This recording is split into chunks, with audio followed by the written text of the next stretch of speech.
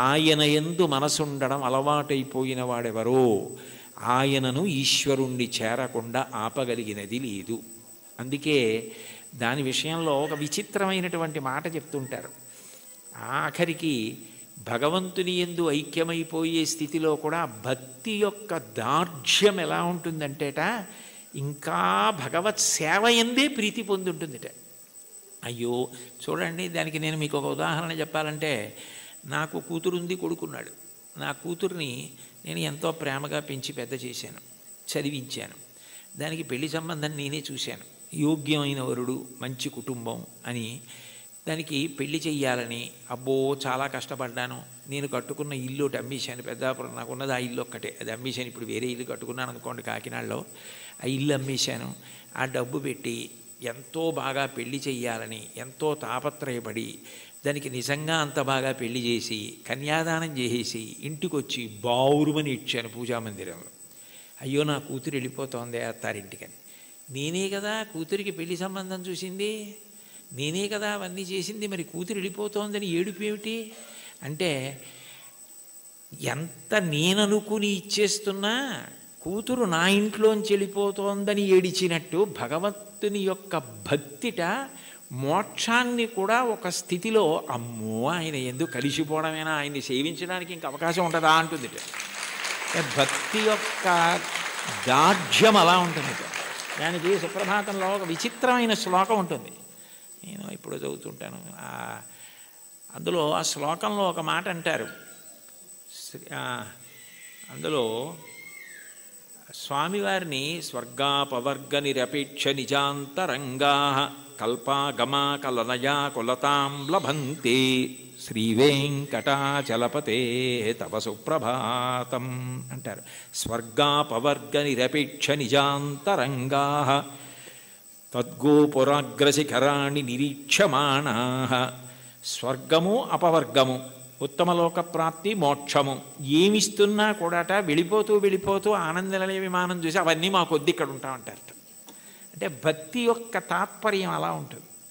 ఆ మనసు భజించి సేవించడానికి అలవాటు పడిపోయిన వాడు పతనం అయ్యేటట్టుగా చూడగలిగినది లోకంలో ఉంటుందా? వాడికి ఆకాశం అడ్డం కాదు, పాతాళం అడ్డం కాదు. పైకి వెళ్ళేవాడికి పాతాళం అడ్డం ఏమిటి? ఎవరికైనా పైకి ఎడుతుంటే ఆకాశం అడ్డం అవ్వాలి, ఇంకోటి అడ్డం అవ్వాలి. పాతాళం అడ్డం ఎలా అవుతుందంటే కింద పడితే పాతాళం అడ్డం అవుతుంది. బాగా కింద పడిపోదాం అనుకున్నానండి, నాకు పాతాళ లోకం అడ్డొచ్చింది అనాలి. ఈశ్వరుణ్ణి చేరాలనుకున్నవాడు పైకి ఎడతాడు కానీ కిందకి ఎడతాడా? అంటే ఒకవేళ ఓ తప్పు చేసి కిందకి వెళ్ళిపోయినా ఈశ్వరుడు వాడిని ఏం బాధ పెట్టడు. వాడిని మళ్ళీ పైకెత్తే పూచి ఆయనే తీసుకుని పైకెత్తుతాడు. అందుకని పాతాళం అవడం అవదు, కింద పడ్డా కూడా వాడికి అంత కింద పడ్డా అంత పైకి ఎక్కుతాడు. దానికి ఉందా అంటే ఉంది. ఉదాహరణ బలిచక్రవర్తే ఉన్నాడు. అంత ఇంద్రుణ్ణి గెలుద్దామనుకున్నవాడు గెలవలేక గురువుగారిని శుక్రాచార్యుల వారిని పట్టుకుని విశ్వజిత్ యాగం చేసి అగ్నిహోత్రంలోంచి బంగారు రథం, గుర్రాలు, గొప్ప గొడుగు, అక్షయబాణ తూణీరాలు, ధనస్సు అన్నీ పొంది ఇంద్రుణ్ణి ఓడించి అంత గొప్పవాడైతే ఇంద్రుడు బృహస్పతి దగ్గరికి వెళ్ళాడు. ఆయన గురువుగారు శుక్రాచార్యుల వారిని ఆశ్రయించాడు. నేను మా గురువుగారు మీ దగ్గరికి వచ్చాను, నేను ఎలా ఓడించాలి బలిచక్రవర్తిని అని అడిగాడు. నేనా శుక్రుడా వదిలేయి, గురువుల అనుగ్రహం పొందిన వాణ్ణి పాడు చెయ్యగలిగిన వాడు ఉండడు. బలమునవానికి వృద్ధి వచ్చే గురువుగారి మాటల వల్ల వృద్ధిలోకి వచ్చాడు. వారి పాటింపకిక మీద వాడి చెడును. ఒకనాడు గురువుగారి మాట వినడవు, అప్పుడు పాడైపోతాడు. అప్పటి వరకు నువ్వు ఎదురు చూడంతే. గురువుగారి మాట వినకుండా ఎప్పుడు ఉంటాడో అప్పటి వరకు ఎదురు చూస్తూ ఉండన్నాడు. గురువుగారి మాట వినకుండా చేయగలిగిన వాడెవరు? ఆ తెలివితేటలు ఒక్క విష్ణువే. అందుకే ఆయన వామనమూర్తిగా వచ్చాడు. వచ్చి 3 అడుగులు చాలన్నాడు. 3 అడుగులు ఏమిట్రా బాబు, నేను మహారాజుని, నువ్వు ఏమైనా అడుగు, గొడుగు, ఆఖరికి నీకు నేను ఏవైనా పెద్ద పెద్దవి ఇస్తాను తప్ప ఇది ఎక్కడి ప్రారంధం, నువ్వేమో 3 అడుగుల నేల ఇమ్మంటా ఏమిటి? 3 అడుగుల నేల అడక్కు, ఇంకేమైనా అడుగు, ఇంకేమైనా అడిగని పాపం ఎన్ని అడిగాడు. వరచేలములో, మాడలో, ఫలములో, వన్యంబులో, గోవులో, హరులో, రత్నములో, రథములో, విరుష్ణాన్నమో, కన్యలో, కరులో, కాంచనమో, నికేతనములో, భూములో, ధరణీఖండమో కాక ఏమడిగేదో ధాత్రి సురేంద్రోత్తమ, ఏం కావాలో అడుగన్నాడు. అబ్బెబ్బే ఒంటివాడ నాకు 1-2 అడుగుల మేరయిమ్ము సొమ్ము మేరయ్యొల్ల కోర్కె తీర బ్రహ్మ కూకటి ముట్టెద దానకుతుక సాంద్ర దానవేంద్ర, నేను ఒంటివాణ్ణి, నాకు 1-2 3 అడుగులు అన్నాడు. 2 అడుగులతో భూమి ఆకాశాలు కొలిచి 1 అడుగు బలిచక్రవర్తి తల మీద పెడతాడు. 1-2 అన్నాడు, 3 అడుగులు అనలేదు. ఇమ్మన్నాడు. ఇస్తానన్నాడు. ఇస్తానంటే శుక్రాచార్యులు వారు పరిగెత్తుకొచ్చారు. ఒరే నాయన, వచ్చినవాడు విష్ణువురా, ఇవ్వకు పాడైపోతామన్నారు. విష్ణువు అయితే మాత్రం నాకు పట్టిన గొప్పతనం ఎవరికి పట్టింది? ఆదిన్ శ్రీసతి కొప్పుపై తనువుపై అంశోత్తరీయంబుపై పాదాబ్జంబులపై కపోలతటిపై పాలిండ్లపై నూత్న మర్యాదంచెందు కరంబు క్రిందగుట ఆపైనా కరంబుంట మేల్ కాదే రజ్యము గిజ్యమున్ సతతమే కాయంబు నా పాయమే. అందరికీ అన్ని ఇచ్చే లక్ష్మీపతి, లక్ష్మీదేవి ఒంటి మీద చెయ్యేస్తే ఆవిడ అబ్బాని పొంగిపోయేటటువంటి చెయ్యి కింద అవడమా, పైన నేను చెయ్యి పెట్టి ఇవ్వడమా? ఇది చాలు, పోతే పోని అన్నాడు. గురువుగారి మాట తిరస్కరించాడు. పోయింది రాజ్యం అంతా. 3వ అడుగు ఎక్కన పెట్టనన్నాడు. నా సునృతంబుగా నినుడువదు నా జివ్వ బొంకజాల నాకు బొంకు లేదు, నీ 3వ పదము నిజము నా శిరమున నెలబు చేసి పెట్టు ఈశ్వరా అన్నాడు. నేను అబద్ధం అన్నాయా? 3వ అడుగు ఇక్కడ పెట్టేయన్నాడు. పాతాళానికి తొక్కేశాడు. అంటే పడిపోయాడా? ఏదైనా పోగొట్టుకున్నాడు, కానీ మాట తప్పకుండా భక్తితో అలాగే నిలబడ్డాడు. ఆ భక్తికి ఆయన ఏం చేశాడు? తాత్కాలికంగా నువ్వు అలా ఉంటావు, కానీ సావర్ణి మనువు వేళకు దేవేంద్రుడుండకు నితడు దేవతలకు దుర్భాసితమకు నాచోటికి రావింతును అందు మీద రక్షింతు దయన్. నేను సావర్ణి మనువు వేళకి ఇతన్ని నేను దేవేంద్రుణ్ణి చేస్తాను. అప్పుడు ఎవరు ఇతన్ని ఏం చేయరు. ఇతను పాతాళంలో ఉన్నా నా సుదర్శన చక్రం కాపాడుతుంది, రోగాలుండవు. ఇతన్ని ఎవ్వరూ ధిక్కరించడానికి వీల్లేదు. ఇతను దేవేంద్ర పదవి అయిపోయిన తర్వాత చూడ్డానికి కూడా వీలు కాని వైకుంఠానికి ఇతన్ని పిలిపించి నా యందు ఐక్యం చేసుకుంటానని వరం ఇచ్చాడు. పాతాళానికి పోతే మాత్రం ఏమైనా అడ్డమైందా? మళ్ళీ ఎగిరి ఎంత దూరం వెళ్ళాడు, ఏ స్థాయికి వెళ్ళాడు? భగవంతుని యందు భక్తి నిలబడినది నిజమైతే నిన్ను అడ్డగలిగినది లేదు. అటువంటి వాడికి కైలాసమే కనపడినా, బ్రహ్మలోకమే కనపడినా, త్రోవలో వెళ్ళిపోతున్నప్పుడు ఒక వ్యక్తి దాహం తీర్చుకోవడానికి ఆగి ఒక్కసారి చలివేంద్రంలో నీళ్లు తాగి వెళ్ళిపోయినట్టు ఆగి చూసి వెళ్ళిపోయే లోకాలే తప్ప అబ్బాయి ఇవి బాగున్నాయని వాడు ఆగిపోడు. అవే బ్రహ్మలోకం. కైలాసాదులు కూడా ఆయనకి త్రోవలోకి వచ్చినా, అమరావతి వచ్చినా, స్వర్గమే వచ్చినా ఆయన ఆగడం. ఎందుకంటే ఆయన దృష్టి అంతా ఎప్పుడూ భగవంతుని యందు రమిస్తూ ఉంటుంది, ఆయన ఎందే కలుస్తాడు. దానికి కావలసినది సద్గురు బోధ అంటారు. చెప్పకుండా చెప్పడం, అన్యాపదేశోపదేశము అని పైకి చెప్పకుండా చెప్పడం. నేర్చుకోవలసినది ఏమిటంటే ఎప్పుడూ భగవంతుణ్ణి స్మరించగలిగినటువంటి మనసుని నీలో నువ్వే పెంపొందించుకో. ఉద్ధరేణ ఆత్మనాత్మానం ఆత్మానవసాదయేత్ ఆత్మైవరాత్మనా బంధు ఆత్మైవ రిపురాత్మన. నిన్ను నువ్వు ఉద్ధరించుకోవాలి. నీకు ఆకలిస్తే నువ్వు అన్నం తినాలి, నీకు నిద్ర వస్తే నువ్వు నిద్రపోవాలి. నిన్ను నువ్వు ఉద్ధరించుకోవాలి. నీకు నువ్వే మిత్రుడు, నీకు నువ్వే శత్రువు. నీ మనసు లౌకిక విషయముల యందు మాత్రమే అనురక్తమైతే నిన్ను బాగు చేయగలిగిన వాడు ఎవ్వరూ ఉండడు. నీ మనసు భగవంతుని యందు రమించడం అలవాటైతే నిన్ను ఎవ్వరూ ఉద్ధరించక్కర్లేదు. అది నీ అంత నువ్వుగా ఆ భక్తికి ముహూర్తాలు ఉండవు. వచ్చే ఏకాదశి నుంచి భక్తిగా ఉంటానండి అంటే అదేమైనా శంకుస్థాపన, గృహప్రవేశమా? భక్తిగా ఉండడం అన్నది మనసులో భగవంతుని యొక్క చింతన చేత వస్తుంది. ఎంతటి మహోపకారి అన్న భావన అది కలిగితే ఆయన ఆరాధన యందు లౌల్యము కలుగుతుంది. ఎప్పుడెప్పుడు ఆరాధిస్తానా, ఎప్పుడు కాళ్ళు కడుగుతానా, ఎప్పుడు అర్ఘ్యం ఇస్తానా, ఎప్పుడు ఆచమనీయం ఇస్తానా అని మనసు కొట్టుకుపోతుంది. అర్చాలౌల్యా సంతతం చంద్రమౌళే పౌనఃపుణ్యం విష్ణునాంనాంచ పాఠ ఏకం చాసౌ బోధతే దేవతానాం అంటారు మహాస్వామి వారి గురించి. అటువంటి స్థితి కలుగుతుంది. కాబట్టి అటువంటి వాడికి ప్రతిబంధకమేది, ఆపగలిగినది ఇది, అది నేర్చుకో అని చెప్పడం అన్యాపదేశం ఉపదేశం. అంత గొప్ప కీర్తన. పరమ భాగవతోత్తములై భగవంతుడిని చేసిన స్తుతి పాఠాలలో కూడా ఇటువంటివి పద్యాలు శ్లోకాలు కనపడుతుంటాయి.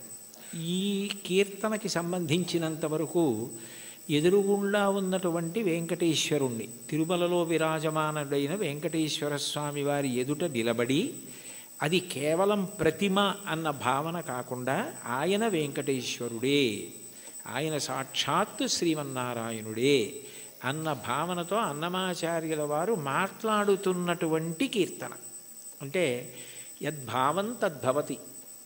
అసలు ముందు మనం ఆరాధన చేసే మూర్తి అది విగ్రహం కాదు, అది పరమాత్మ అన్న భావన మనకుంటే పరమాత్మగానే ప్రతిస్పందిస్తాడు. వెంకటేశ్వరుణ్ణి దర్శించినటువంటి అన్నమాచార్యుల వారు ఆయన సాక్షాత్ శ్రీ మహావిష్ణువే అన్న ఉద్దేశ్యంతో ఆయనతో మాట్లాడుతున్న కీర్తన. అందుకే నేను నువ్వు నన్ను చూచి నువ్వు అన్న మాటలతో ఆయనతో మాట్లాడుతున్న సంబోధనతో ప్రారంభమైంది. అందులో అంటారు, నన్ను చూచి హరి నువ్వు నవ్వకుండేవా. నన్ను చూసి నువ్వు నవ్వకుండా ఉండలేవు, నాకు అర్థమైంది. అయితే నవ్వడం అనేటటువంటి మాటలో పరిహాసం చేయడం ఒక ఎత్తు. అంటే నువ్వు చేసేది తప్పు, నువ్వు చేసేది సరైన పని కాదు, అయోగ్యమైనది, అనౌచిత్యమైనది అన్నప్పుడు పరిహాసాస్పదంగా ఆయన నవ్వడం వేరు. వెంకటేశ్వరుడి నవ్వు శుచిస్మిత. రామాయణంలో అంటారే, తృణమంతరథ కృత్వా ప్రత్యువాచ శుచిస్మిత అంటారు. ఒక కన్నతల్లి పసిబిడ్డడి యొక్క అమాయకత్వానికి ఎంత శుద్ధమైన నవ్వు నవ్వుతుందో, ఎంత పవిత్రమైన నవ్వు నవ్వుతుందో, భగవంతుని యొక్క నవ్వు అంత పవిత్రంగా ఉంటుంది మనం చేసే అమాయకపు పనులు చూసి. తల్లి ఏదో వేడిగా ఉన్నటువంటి పాయస పాత్ర అక్కడ ఉంటే పిల్లవాడు వెళ్ళి నేను తినేస్తానని పాయస పాత్రలో చెయ్యి పెట్టబోతే, నువ్వు తినలేవురా, అది చాలా వేడిగా ఉంది, నేను చల్లారి పెట్టి పెడతానని చెప్పి ఎంతో ప్రేమగా నవ్వు నవ్వి వాడిని దూరంగా పెట్టి ఉప్పుని ఊది చిన్న చిన్న ముద్దలు వాడి నోట్లో ఎంత ప్రేమతో తినిపిస్తుందో అంత ప్రేమతో నవ్వుతాట భగవంతుడు. అందుకని భగవంతుని యొక్క నవ్వు శుచిస్మిత, మందహాసం, చిన్న నవ్వు నవ్వుతాడు అని. అందుకని మూకశంకర్లు మందస్మిత శతకం చేశారు. 100 శ్లోకములు ఆయన నవ్వు మీద చేశారు, అమ్మవారి నవ్వు మీద. అటువంటి భగవంతుడు దేనికి నవ్వుతున్నాడు అన్నమాచార్యుల వారిని చూసి అంటే, ఆయన నేను ఈ మార్గం పట్టుకున్నాను కాబట్టి నేను తరిస్తాను అని అనుకుంటున్న వాళ్ళని చూసి నవ్వుతాట. ఎందుకని అంటే, ఏ మార్గం మీరు పట్టుకున్నా అది ఎక్కడ వరకు తీసుకెళ్ళగలదు అంటే భగవంతుడు ఉన్న చోటుకి తీసుకెళ్ళగలదు, భగవద్ దర్శనం చేయించలేదు. మీకు అదేదో నేను గొప్ప కోసం చెప్పట్లేదు, ఉదాహరణ మీకు బాగా పట్టుకోవడానికి చెప్తున్నాను. మీకు నన్ను చూడాలి అని అనిపించింది అనుకోండి, ఆయన ఎక్కడ ఉంటారండి అని అడుగుతారు.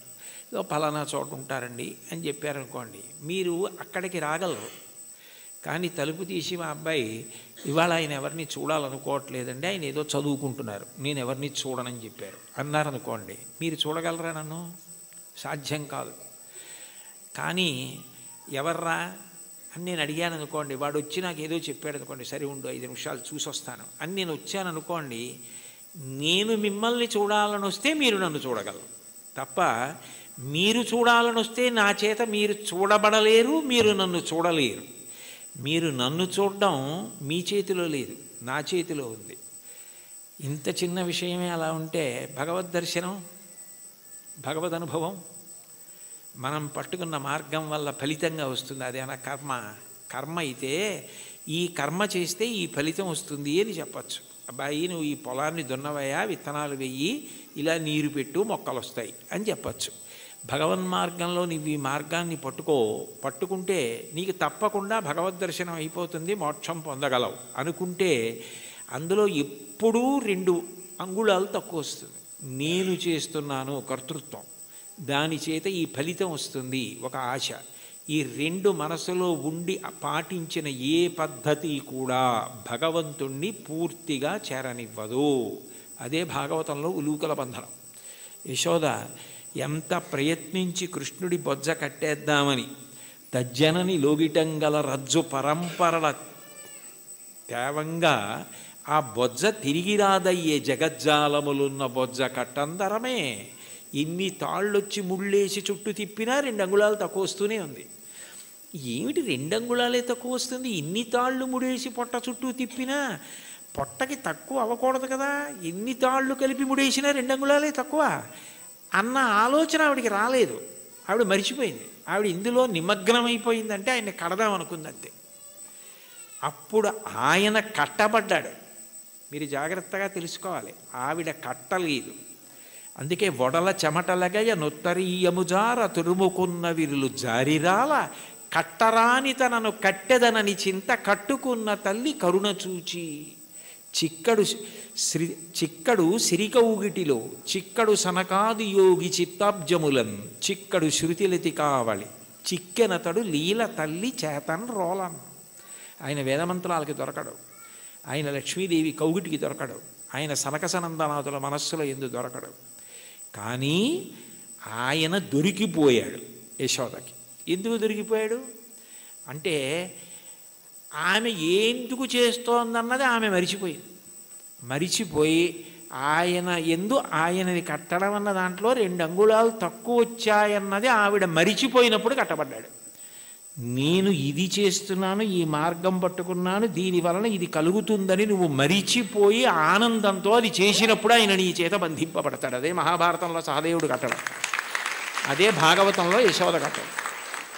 అది లేనప్పుడు నేను ఒకటి పట్టుకుని ఇదిగో ఇది చేసుకొచ్చేస్తున్నాను కాబట్టి నీ దగ్గరికి వచ్చేస్తున్నాను, నువ్వు నాకు వశపడిపోతావంటే నేను గొప్ప ఆయన గొప్ప. అప్పుడు దానికి ఒక పాఠ్య ప్రణాళిక ఉంది, ఇలా చేసేస్తే ఆయన దొరికిపోతాడు. అలా ఎక్కడుంది స్వామి, అలా ఉందే అని చెప్పడానికి మనసుకు గోచరమా మాటలకు గోచరమా? మనసుకి నువ్వు దొరికిపోతావా? ఎలా దొరికిపోతావు? పటకార అంటారు లోకంలో. పటకార అంటే కింద మరుగుపాల గిన్నె ఉంటుంది, పైన నా చేత్తో పట్టుకుంటాను. పట్టుకుంటే పటకార ఏం చేస్తుంది? మరుగుపాల గిన్నెని పట్టుకుంటుంది. నేను గట్టిగా పట్టుకుని పక్కన దింపేస్తాను మరుగుపాల గిన్నెని. ఆ మరుగుపాల గిన్నెని పట్టుకున్న పటకార నేనే పట్టుకుంటున్నాను మరుగుపాలని అనుకుంది అనుకోండి, నేను పైన పట్టుకోవడం మానేశాను అనుకోండి, పట్టుకోగలదా? నేను పట్టుకుంటే పట్టుకుంటుంది కాబట్టి దాని పేరు పటకారని పేరు. ఈశ్వరుడి యొక్క చైతన్యము పడితే మనసు పనిచేస్తుంది. అసలు ఈశ్వర చైతన్యం పడకుండా మనసు ఎలా పనిచేస్తుంది? సంకల్ప వికల్పములు ఎక్కడి నుంచి వస్తాయి? నానాఛిద్రఘటోదర స్థిత మహాదీప ప్రభాభాస్వరం జ్ఞానం యస్యతు చక్షురాదికరణ ద్వారా బహిస్పందతే జానామీతి తమైవ భాంతమనుభాచ్యేత సమస్తం జగత్ తస్మై శ్రీ గురుమూర్తయే నమ ఇదం శ్రీ దక్షిణామూర్తయే అంటారు దక్షిణామూర్తి అష్టకంలో. మనసు మాత్రం ఆయన ప్రభావం, వాక్కు ఆయన ఇచ్చినది. నేను ఇప్పుడు దీనికి ఇలా వ్యాఖ్యానం చేయాలంటే నేను ఎన్ని రోజులు చదువుకురాను దాన్ని? ఇక్కడ ఉన్న సమయాన్ని బట్టి ఏదో చెప్పాలంతే. నాకేదో భావన వచ్చిందనుకోండి, ఆ భావన నాలో కదిలినప్పుడు మూలాధార చక్రం దగ్గర నుంచి పైకొచ్చిన గాలి బ్రహ్మరంధ్రం దగ్గరికి వెడితే నువ్వు అట్లా నిర్గమించకూడదు, సమయం రాలేదని వెనక్కి తోసేస్తే నోటిలోకి వచ్చి నిలబడిన వాయువుని నాలుక కదిలి నొక్కితే సొట్టలు పడి గాలి అక్షరములై నా నోట్లోంచి బయటకు వస్తున్నప్పుడు అక్షరములు పదములై పదములు వాక్యములై నా భావనని పట్టుకుని ఆకాశగతమై వచ్చి మీ చెవులలోంచి లోపలికి వెడితే నా భావాలు మీ భావాలు అవుతున్నాయి. సభాభ్య సభాపతిభ్యశ్చ భో నమో నమో. అది చేస్తున్నవాడెవరు? నేను మాట్లాడుతున్నానంటే అర్థం ఎక్కడుంది దానికి? ఇది నేను వెళ్ళిపోయిన తర్వాత నేనే చెప్పాను వ్యాఖ్యానం అంటే ఇది అది చెప్పింది, నేను చెప్పింది అది చెప్పింది. ఇది నాకు మైకు, నేను ఆయనకి మైకు. లోపల నుండి ఆయన చెప్తే నేను మైకు తప్ప నేను చెప్పడం ఏమిటి? అది తెలిసిన్న వాళ్ళు నేనన్న మాట అనలేదు. పలికెడిది భాగవతమట, పలికించు విభుండు రామభద్రుండట. నే పలికిన భవహరమవునట, పలికెద వీరుండుగాథ పలుకగనేలా. నా స్వాతంత్రం ఎందుకు? ఆయన ఏది పలికిస్తే అది పలుకుతాడు తప్ప నేనన్నది ఏం లేదన్నారు పోతన గారు. ఏమిటి అంత భాగవతాన్ని ఆంధ్రీకరించిన మహానుభావుడు. కాబట్టి దీనికి ఇది మార్గం అన్నది ఎక్కడుంది అసలు? ఈ మాటల చేత ఆయన వశపడిపోతాడు. నేను ఇన్ని ప్రవచనాలు చేశాను కాబట్టి నేను ఖచ్చితంగా భగవంతుణ్ణి చేరిపోతాను అని ఎట్లా చెప్తావు? ఆయన అనుగ్రహం నీ చేత మాట్లాడించింది. నీవు మాట్లాడడంలో నిన్ను నువ్వు మరిచిపోతే మాట్లాడడం నీ నిప్పి మరిచిపోవడానికి నీ బాధ మరిచిపోవడానికి కూడా కారణమైపోతాయి. నిజంగా నీకేదో నిప్పిగా ఉంది, అయినా మాట్లాడడంలో నువ్వు ఆ నొప్పి మరిచిపోతున్నావు అంటే అన్నీ మరిచిపోవడానికి నీకున్నది సాధనం అయిపోతాయి.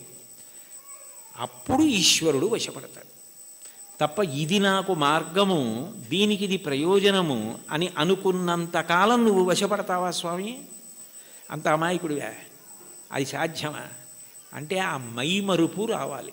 అందుకే మీరు చూడండి, తన్మయుడైపోయాడండి అంటారు. తన్మయుడైపోయాడండి అన్న మాటకు అర్థం ఏమిటి? తత్ యందు మయమైపోయాడు. ఏమంటే మరి దొంగ మీ జేబులోంచి డబ్బులు తీసేస్తుంటే మీకు తెలియలేదా అన్నారనుకోండి, ఆ శోభారాజు గారు కీర్తన పాడుతున్నారండి, దాంట్లో తన్మయం అయిపోయానంటాడు. అంటే మనసంతా ఆవిడ కీర్తన యందు మగ్నం అయిపోయింది.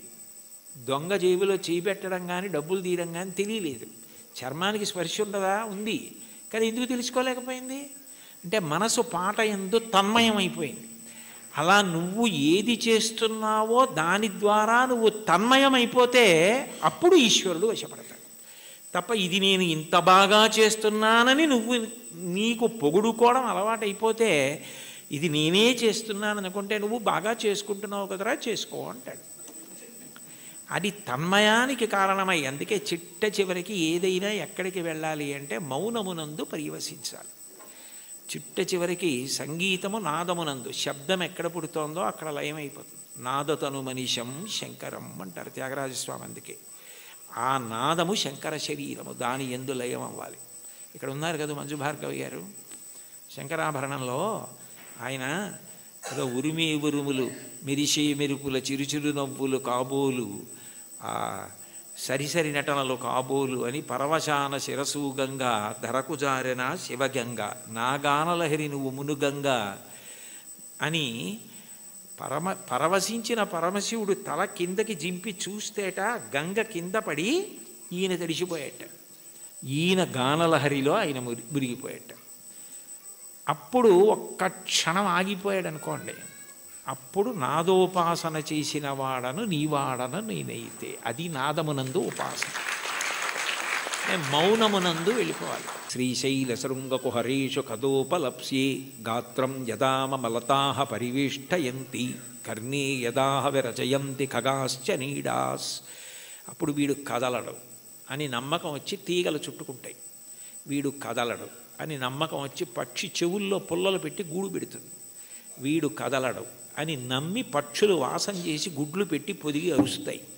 అయినా కదలడు. ఎందుకనంటే తన్మయుడై ఉన్నాడు. అది సమాధి స్థితి. ఆ స్థితికి వెళ్ళినవాడు అనుభవిస్తున్నాడు ఈశ్వరుణ్ణి. వాడు జీవన్ముక్తుడవుతున్నాడు. వాడి శరీరము పడిపోయినప్పుడు విదేహమోక్షాన్ని పొందాడు. శరీరం పోయింది, ఇంకా అంతటా పరివ్యాత్మమైన ఆత్మ అయ్యాడు. ఆ తన్మయావస్థ పొందడానికి ఇది సోపానము కావాలి తప్ప, ఇది నాకున్న ప్రజ్ఞాని నాకు నేను 10 మాటలు మిడిసిపడడానికి కారణమైనంత కాలము ఈశ్వర నిన్ను చేరడానికి ఎట్లా హేతు అవుతుంది? నువ్వు నవ్వవా నన్ను చూసి? అయ్యపిచ్చాడా అని అమాయకుడైన బిడ్డను చూసి తల్లి నవ్వినట్టు నవ్వుతాడు. అయితే ఏ తల్లి నవ్విందో ఆ తల్లే పాయసం పడితే, నవ్విన పరమాత్మ ఏం చేస్తాడు? తద్దోషాన్ని దిద్దుతాడు. ఇది నీ ఎందు పోవడానికి నేను దిద్దుతానంటాడు. అందుకని గురు రూపంలో ఆయనే వచ్చి దీన్ని నువ్వు ఇట్లా వాడుకో, ఇది నీకు దీనికి కారణం కావాలి అని ఆ తన్మయావస్థని కల్పిస్తాడు. అది భగవంతుణ్ణి చేరడానికి కారణమవుతుంది. అందుకని చరణాల్లో అంటున్నారు, ఇది ఈశ్వరుడు ఉన్న చోటని నేను ఎట్లా తెలుసుకోగలను? అంతటా ఉన్నాడు, ఇందుగలడందులేడని సందేహములతో చక్రి సర్వోపగతుండెందెందు వెదకి చూచిన అందందే కలడు దానవగ్రని వింటే. ఇక్కడ ఉన్నవాడిని అయితే చూడగలను, అంతటా ఉన్నాడంటే ఎలా చూస్తాను? ఆ జ్ఞానము కలగాలి. ఆ జ్ఞానం ఎవరివ్వాలి? ఆయన ఇవ్వాలి. కాబట్టి ఉన్న చోటెరుగుదునా ఓయి అంటే పలికేవా? అతిశయం మనసులో ఉండిపోతే ఓయి అని పిలిస్తే నువ్వు పలుకుతావా? సాధ్యమా? నేనేమైనా ఒక గదిలోంచి ఒక గదిలోకి వెళ్ళిపోయినట్టు నీ దగ్గరికి పరమపదానికి వచ్చి వెళ్ళిపోగలిగినంత సమర్థున్నా? నా వల్ల సాధ్యం అవుతుందా? ఇంత పారవశ్యం ఉండి ఇంత గొప్పగా విష్ణు సంకీర్తన చేయగలిగినటువంటి మహాజ్ఞాని, భక్తి వైరాగ్యము కలిగినటువంటి వారు తన మీద పెట్టుకుని నన్ను చూసి నువ్వు నవ్వవా అని పాడడంలో ఉన్న గొప్పతనం ఏమిటంటే, వీరిని చూసి నువ్వు నవ్వవా అని రాశారనుకోండి అతిశయం అవుతుంది. అందుకని నిజానికి ఆ హేయ గుణములు లేకపోయినా తన యందు ఆరోపించుకోవడం పరమ భక్తికి తార్కాణం. అది భక్తి యొక్క చరమస్థితి. భక్తిలో ఏమవుతుందంటే ఆ అపార వినయం వస్తుంది. నేనెంతటి వాణ్ణి, నా యందు ఏది ఉన్నది ఈశ్వర విభూతి తప్ప, యద్యద్ విభూతిమత్సత్వం శ్రీమదుర్జితమేవ వా తత్తదేవావగచ్చస్త్వం మమ తేజోంశ సంభవం. నా యందు ఏ తేజస్సున్నా అది ఈశ్వరుడి అనుగ్రహం. ఆయన తేజస్సు తప్ప నాది కాదు. ఆయన ఉపసంహారం చేస్తే ఎంతసేపు, ఆయన అనుగ్రహించాడు కాబట్టి నడుస్తోంది అన్న వినయం ఎక్కడుంటుందో అక్కడ అనుగ్రహం ఉంటుంది. అందుకే మీరు చూడండి, మహాత్ములైన వారెవ్వరూ ఈ వినయం తప్పరు. అంతటి మహానుభావుడు శంకరాచార్యులు వారు పశుమాం సర్వజ్ఞ ప్రజిత కృపయా పాలయ విభో అన్నారు. నేను పశువుని, నువ్వు పశుపతివి అన్నారు. అవినయమపనయ విష్ణోహో అన్నారు షట్పదీ స్తోత్రంలో. నాకు అవినయాన్ని తీసి వినయాన్ని కటాక్షించు స్వామి అన్నారు. భాగవతోత్తముల యొక్క గొప్ప గుణం ఏమిటంటే ఎప్పుడు వారు ఇది నాది అన్న భావన పొందరు. వారికి అన్నింటికన్నా చదవడానికి భయమైంది ఏమైనా ఉంటే ఏంటంటే సన్మానపత్రం. ఎందుకంటే అది చదువుకుంటే నేను ఇంత వాణ్ణని ఏమైనా అభిప్రాయాలు ఏర్పడిపోతాయేమో అని భయపడి కనపడకుండా దాచేది ఏదైనా ఉంటే సన్మానపత్రమే తప్ప, ఇది నా యందు ఉన్న విభూతి నా గొప్ప అని అనుకుంటే దూరం జరగడం అవలా. అది ఆయన నన్ను లాక్కోవడానికి కట్టుకున్న తాడు. ఆయన తాడు కట్టి నన్ను లాక్కుంటున్నాడు.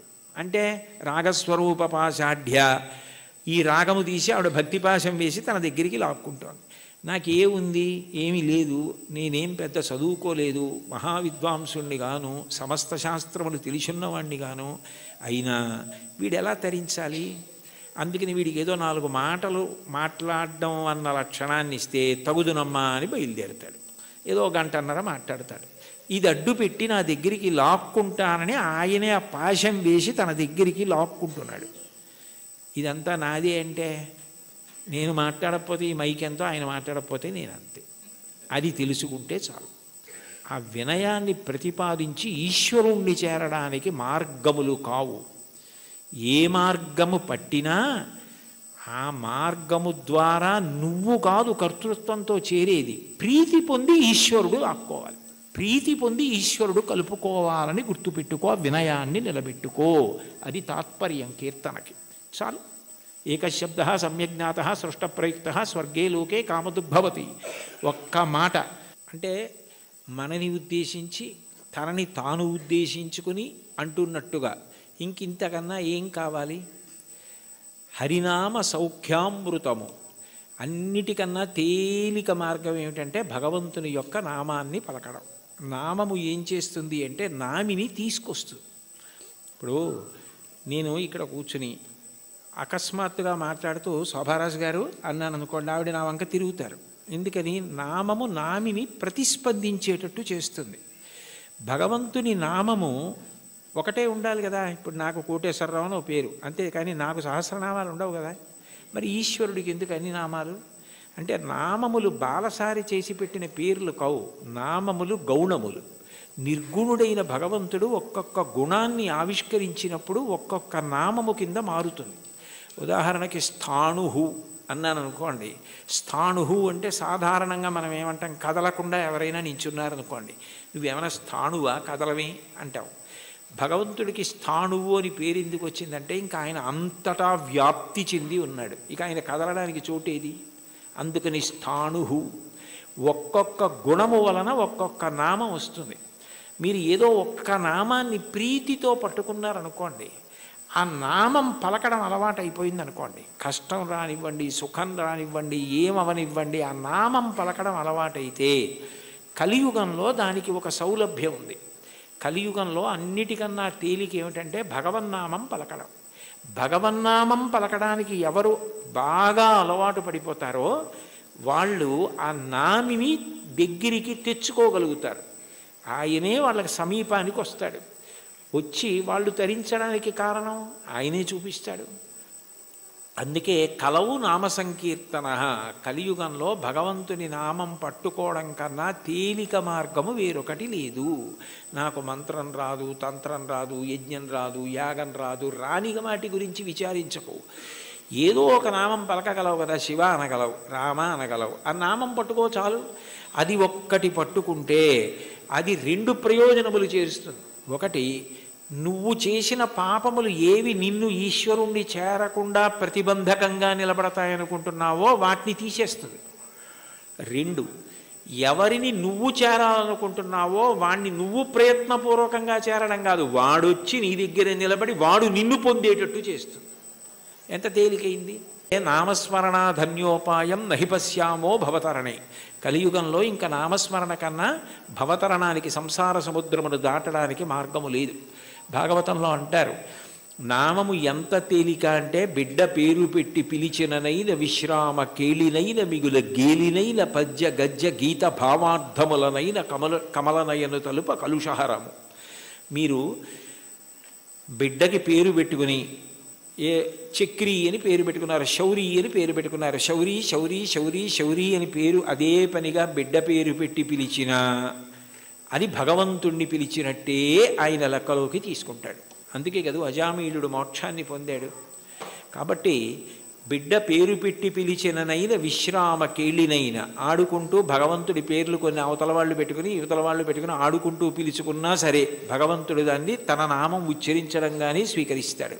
విశ్రామ కేళినైన పద్య గజ్జ గీత భావార్థములనైన, ఓ పద్యం ద్వారానో గీతం ద్వారానో అర్థం ద్వారానో మీరు హరినామం, భగవన్నామం, శివనామం, ఏదో భగవన్నామాన్ని పట్టుకున్నారనుకోండి, ఆ నామము చాలు తరింపజేసేస్తుంది, అది మిమ్మల్ని గట్టెక్కించేస్తుంది. అందుకే అంతకన్నా గొప్పది లేదు, అంతకన్నా మీకున్న ప్రతిబంధకాల్ని తీసేసేది లేదు. ఏది ఈశ్వరుణ్ణి చేరడానికి అడ్డో దాన్ని ఆ నామం తీస్తుంది. అందుకంటారు పోతన గారు భాగవతంలో, బ్రహ్మహత్యానేక పాపాటవులకగ్ని కీలలు హరినామ కీర్తనములు, మధుపాన కిల్బిష మదనాగ సమితికి కేసరుల్ హరినామ కీర్తనములు, తపనీయ శౌర్య తమసంబునకు సూర్య కిరణముల్ హరినామ కీర్తనములు, గురుతల్ప కల్మష క్రూర సర్పములకు గేకులు హరినామ కీర్తనములు, మహిత యోగోగ్ర నిత్య సమాధి విధుల అరలు బ్రహ్మానిసురులకు అందరాని భూరి నిర్వాణ సామ్రాజ్య భోగ భాగ్య ఖేళనంబులు హరినామ కీర్తనములు. భగవంతుణ్ణి నామాన్ని కీర్తిస్తే బ్రహ్మహత్యాపాతకం, బంగారం దొంగిలించడం, గురువుగారి భార్య పడుకున్న శయ్య మీద పడుకున్న మహాపాతకం, అట్లాగే మధుపానం, మద్యపానం చేసినటువంటి దోషం, ఇన్ని పాపములను హరినామము కాల్చేస్తోంది. కాల్చేసిన కారణము చేత నిత్యశుద్ధుడయ్యాడు. యజ్ఞం చెయ్యాలి, యాగం చేయాలి, పూజ చేయాలి, మంత్రం చేయాలి, జపం చేయాలి, ధ్యానం చేయాలంటే దానికి ఒక ప్రత్యేకమైనటువంటి స్థితి అవసరం. భగవన్నామం పలకడానికి ఏం అక్కర్లేదు. కూలిన చోట, కొట్టబడి కుందిన చోట, మహాజ్వరాదులను ప్రీలిన చోట, సర్పముఖ పీడలు పొందిన చోట, ఆర్తులై తూలిన చోట, విష్ణు భవదూరిని పేర్కొని రేని అక్కాలుని యాతనా వితతి పోనరు కానరు దుఃఖభావములు. కూలినప్పుడు, కింద పడ్డప్పుడు, పాము కనపడినప్పుడు, ఏదో తగిలి పడిపోయినప్పుడు, జ్వరం వచ్చినప్పుడు భగవన్నామం పలకడం అలవాటైనటువంటి వాడు భగవంతుణ్ణి పొందుతాడు. కలియుగంలో భగవన్నామం పలకడం కన్నా తేలికైన మార్గము వేరొకటి లేదు. నీకు హరినామ సంకీర్తనం కన్నా, ఆయన నామం పలకడం కన్నా ముక్తి పొందడానికి కానీ, ఇహమునందు సమస్త సౌఖ్యములను పొందడానికి కానీ వేరొక తేలికైన మార్గం ఉండదు. చూడండి, ఏదైనా ఇచ్చి చాలదా, ఇది సరిపోదా నీకు అంటారు. అంటే ఇంకింతకన్నా ఏం కావాలి? చాలదా? హరినామ సౌఖ్యామృతము, హరినామము అన్న సౌఖ్యామృతం అది. ఆ అమృతం, ఆ నామం పలికిన వాడు ఎవరున్నాడో ఇక వాడు సమస్తమును దాటిపోతాడు. అందుకే బ్రతికియున్నన్నాళ్ళు నీ భజన తప్పను కాని మరణకాలమునందు మరతునేమో, ఆ వేళ యమదూతల ఆగ్రహంబున వచ్చి ప్రాణముల్ పెకలించి పట్టునప్పుడు కప వాత పైత్యముల్ కప్పగా శ్రమచేత కంపముద్భవమంది కష్టపడుచు నారాయణాయంచుని నా జిహ్వతో నిన్ను పిలుతునో శ్రమచేత పిలువలేను, నాటికిపుడి నీ నామస్మరణ చేతు చివునిడవయ్య భూషణ వికాస శ్రీధర్మపుర నివాస దుష్ట సంహార నరసింహ దురిత దూర అంటారు. నామం పలికితే భగవంతుడు అంత ప్రీతి పొందుతాడు. కలియుగంలో నామం చెప్పడం ఇల్లు తుడుచుకోవడం లాంటిది. దుమ్ము పడ్డా పడకపోయినా 2 పూట్ల ఇల్లు ఎలా తుడుచుకుంటారో అట్లా రోజు కాసేపు భగవన్నామం చెప్పడం అలవాటైతే వాడు తరించడానికి అది మార్గం అవుతుంది. అందుకే కంచి కామకోటి పీఠాధిపత్యం వహించిన మహాపురుషులు అపర శివావతారులు నడిచే దేవుడిని పేర్గాంచిన 68వ పీఠాధిపతులు శ్రీ శ్రీ శ్రీ చంద్రశేఖరేంద్ర సరస్వతి మహాస్వామి వారు పెద్ద పెద్ద సభలలో వేల జనం మేము డబ్బిస్తాం, పళ్ళిస్తాం, బట్టలు ఇస్తామంటే అవేమీ వద్దు, ఈ పేద సన్యాసి మీ నుంచి కోరుకున్నది మీరు ఇవ్వగలిగినది అడుగుతాడు, అందరూ ఇవ్వగలరు, ఇస్తారా అని అడిగేవారు. ఒక రోజులో 2 నిమిషాల సమయం నాకు ఇచ్చేయండి, ఆ సమయం మీది కాదు కాబట్టి ఆ 2 నిమిషాలు భగవన్నామం చెప్పండి చాలదేవారు. అంటే భగవన్నామం అంత గొప్పది. భగవన్నామం క్రమంగా జ్ఞానం వైపుకి తీసుకెడుతుంది. మీరు రోజు నామాలు చెప్పుకోవడం అలవాటైందనుకోండి, లలితా సహస్రం రోజు చదువుతుంటే కొన్నాళ్ళు పోయాక ఎందుకు అమ్మవారి నామాల్లో రాగస్వరూప పాషాఢ్య క్రోధాకార అంకుశోజ్వల మనోరూపేక్షుకోదండ పంచతన్మాత్రసాయక ఏమిటి ఆ నామాలకు అర్థం అని తెలుసుకోవాలనిపిస్తుంది.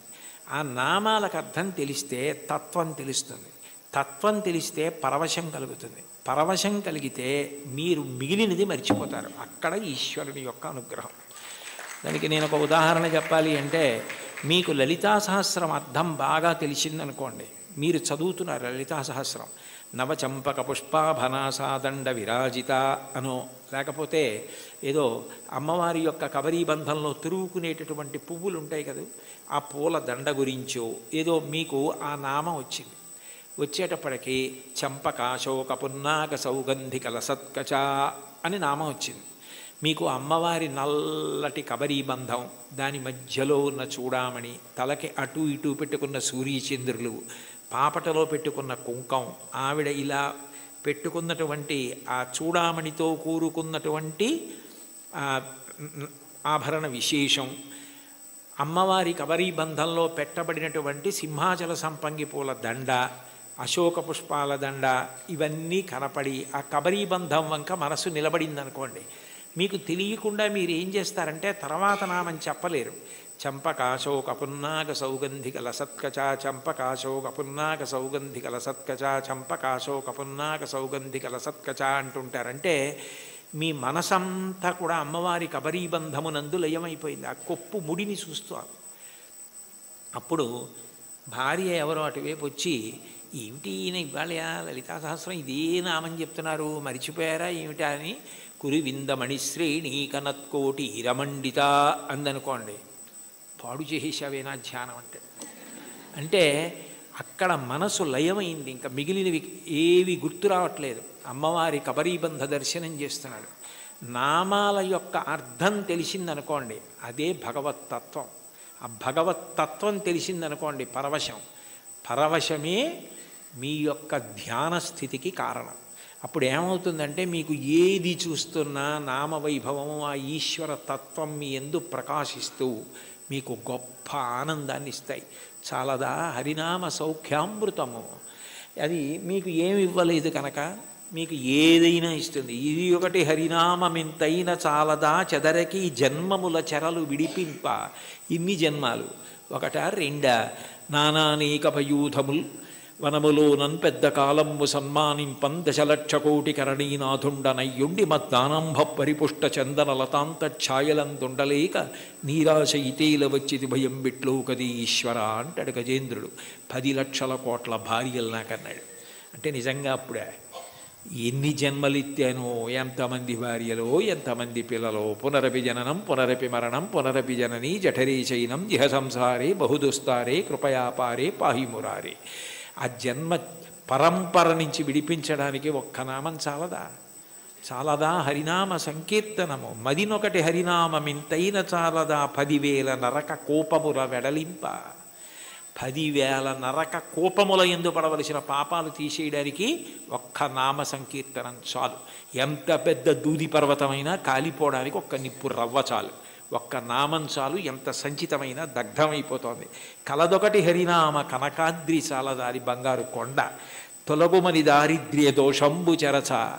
లేదన్న బాధ పాపము వలన వస్తే పాపమును తొలగించడానికి ఆ నామం చాలు. తెలివొకటి హరినామ దీపమది చాలదా, కలుషంపు కఠిన చీకటి పారద్రోల.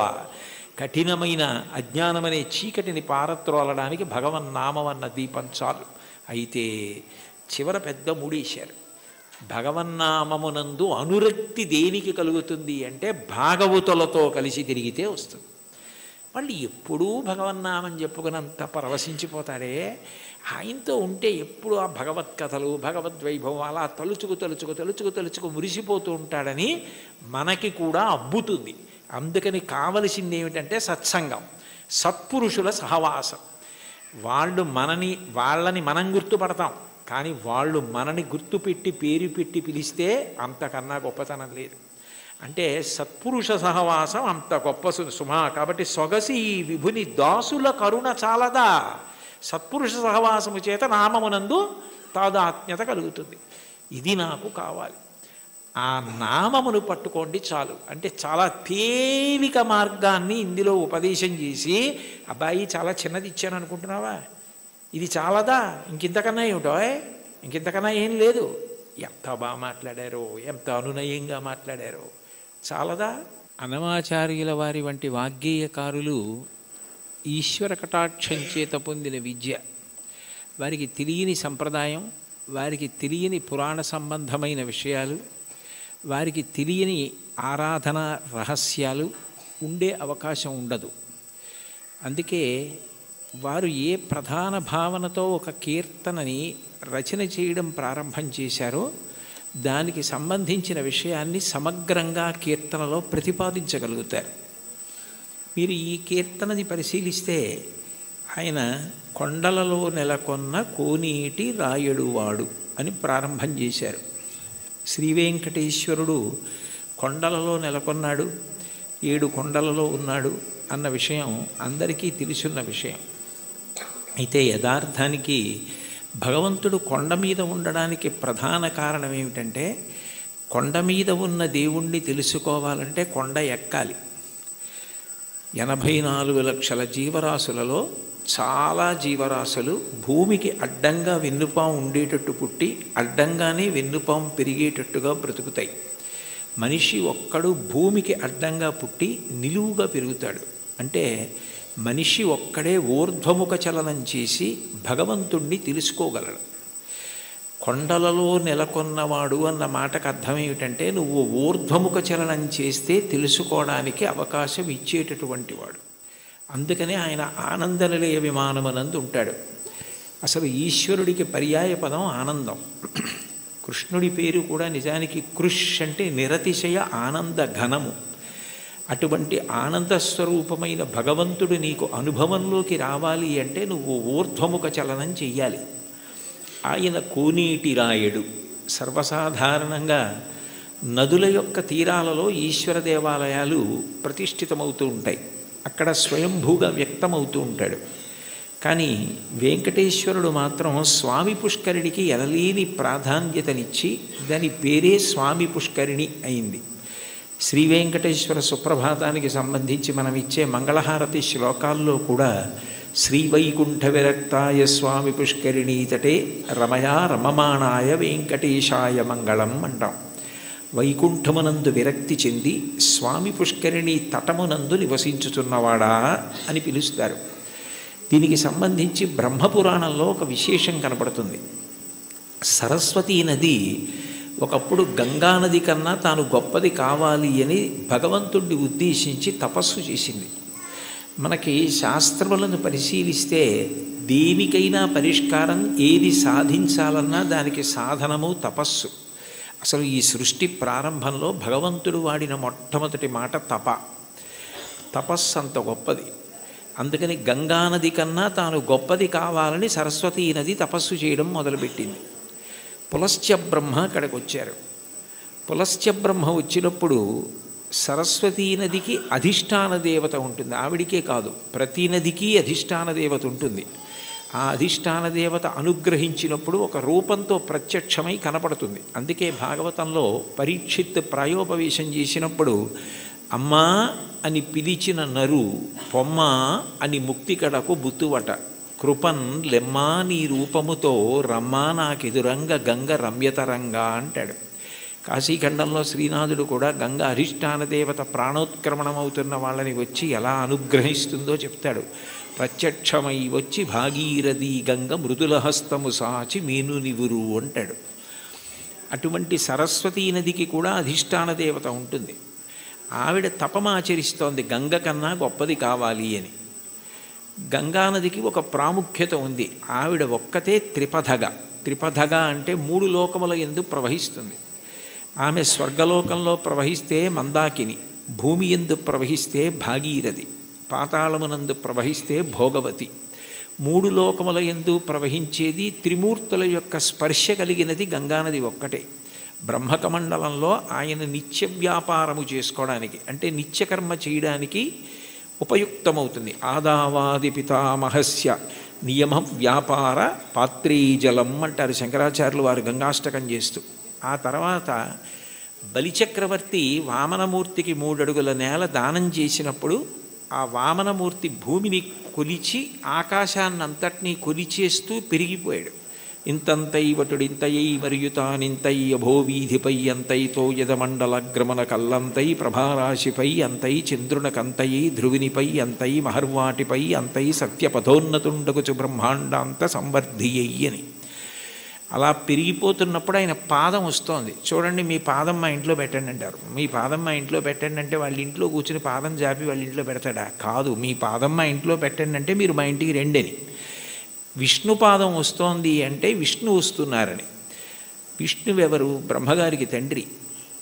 అందుకని బ్రహ్మగారు గబగబా సత్యలోకంలోంచి బయటికి వచ్చి మా నాన్నగారి పాదం బయటకు వస్తోంది, కొడుకుగా మా నాన్నగారు వస్తున్నప్పుడు ఆయన కాళ్ళు కడగడం నా కర్తవ్యం అని తన పుట్టిల్లిద పొమ్మటంచునదుడున్ తన్నాభి పంకీరుహంబు నిరీక్షించి నటించి ఉన్నత పదంబున్ గాంచి తత్పాదశీచనముంచేస కమండలూదకములన్ చల్లించి తత్తోయముల్ వినువీధిన్ ప్రవహించే దేవనదిగా విశ్వాత్ము కీర్తి ప్రభన్ అంటారు. బ్రహ్మగారు విష్ణుపాదములు గడిగారు ఆ గంగాజలాలతో. తర్వాత భగీరథుడు తపస్సు చేస్తే గంగ పైనుంచి కింద పడుతున్నప్పుడు మధ్యలో పరమేశ్వరుడు దాన్ని పట్టాడు. భవాంగపతితంతోయం పవిత్రమితి పస్పృశు అంటారు రామాయణం బాలకాండలో. శివుడి యొక్క శరీరానికి అంతటికీ తగిలి గంగ ప్రవహించింది. 3 మూర్తుల యొక్క స్పర్శని పొందింది. జహ్ను మహర్షి తాగి బయటికి వదిలిపెట్టారు. తస్మాత్ జహ్నుసుతా గంగా ప్రోచ్యతే జాహ్నవీతి చ అంటారు వాల్మీకి మహర్షి రామాయణంలో. జహ్నువు తాగి శరీరంలోంచి బయటికి వదిలిపెట్టారు కాబట్టి జాహ్నవి అయింది. ఋషి తీసుకొచ్చారు కాబట్టి ఋషి స్పర్శని పొందింది అంటే జహ్నువు శరీరంలోంచి వచ్చింది. భగీరథుడు రాజర్షి, రాజు తీసుకొచ్చాడు కాబట్టి ఒక ధర్మం కోసం తీసుకొచ్చాడు కాబట్టి అంత పవిత్రమూర్తి అయి సగరులను ఉద్ధరించింది. అంత గొప్పదైన గంగతో సరస్వతి పోటీ పడి తపస్సు చేసింది.